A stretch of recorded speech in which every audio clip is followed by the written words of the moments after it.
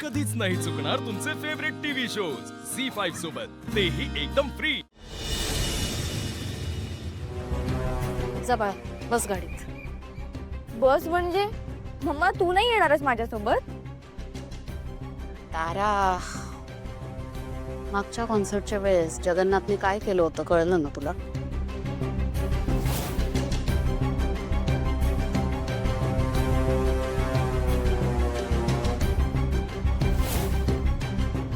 जगन्नाथने almost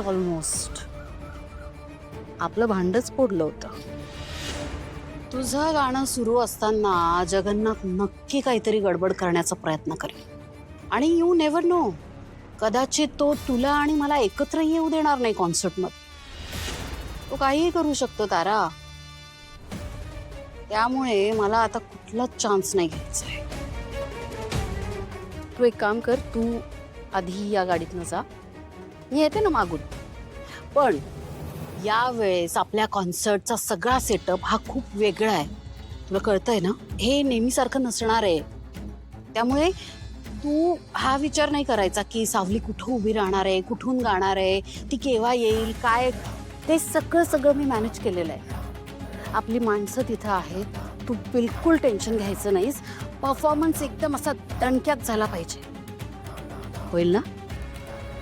तारा, हा concert तुझ्यासाठी सगळ्यात महत्त्वाचा आहे बेटा।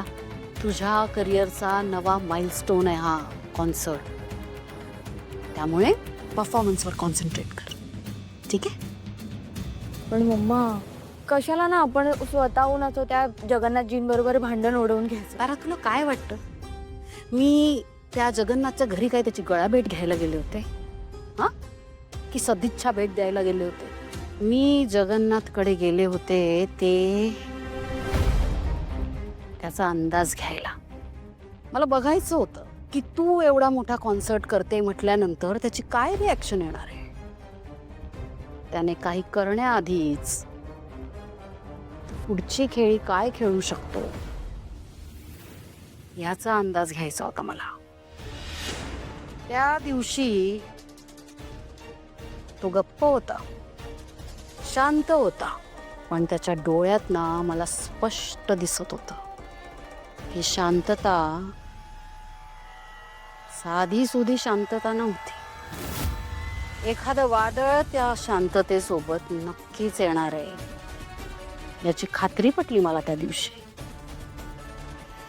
आणि तारा, कसं आहे बाळा, आपलं हे सगळं साम्राज्य ना मोठ्या कष्टाने उभं केलंय मी, ते मी असं ढळू देणार नाही, ते असा या जगन्नाथ सारख्या ऐऱ्यागैऱ्यांच्या हातून। भैरवी वजई बेटा, या जगात ना सगळं दिसतं तेवढं साधं सोपं नसतं ग। इथे खोड काढावी लागते आणि वेळ पडल्यास ती खोड मोडावी लागते। तुझा मी लवकर उशीर होतोय।